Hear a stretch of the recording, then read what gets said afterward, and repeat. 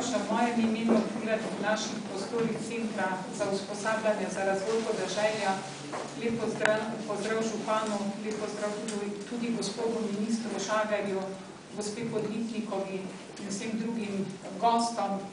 Moram reči, da me zelo veseli, da danes sicer po nekaj mesečni uporabi predajamo ta center tudi na takšen svečan način uporabo, ker ta center je za nas izjemnega pomena. Zakaj? Zato, ker center je stičišče, je v bistvu središče, v katerem se srečujemo, v katerem ustvarjamo predvsem nove kadre, ker razvoj naših območij brez ljudi ni mogoč in seveda brez ljudi s znanjem, s tistimi veščinami, sposobnostmi, ki jih rabimo, da lahko pripravljamo projekte, da lahko te projekte potem tudi uresničujemo, pa naj bodo to evropski projekti ali pa neki majhni razvojni projekti, ki jih vsak postori v svojem lokalnem okolju ali na svoji kmetiji in svojem podjetju.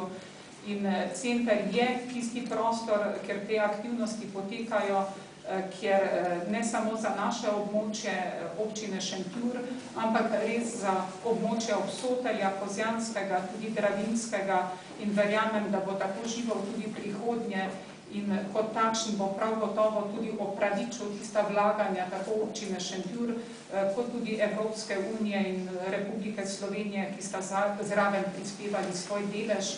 Je pa center, moram reči, čeprav danes ni naših hrvaških kolegov zraven, pa ne zato, ker bi jih hoteli priti, ampak moram reči, jaz za protokolarne zadeve nisem ustvarjena, pa smo jih pozabili povabiti.